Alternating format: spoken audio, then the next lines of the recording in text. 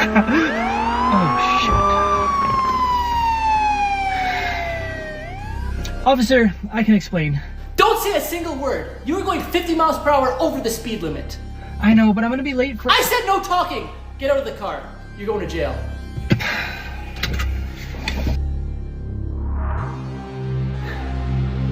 Lucky for you, the chief's at his daughter's wedding right now, so once he gets back, he should be in a good mood and will most likely cut you some slack. Don't count on it. Why do you say that? Because I'm the groom. Oh!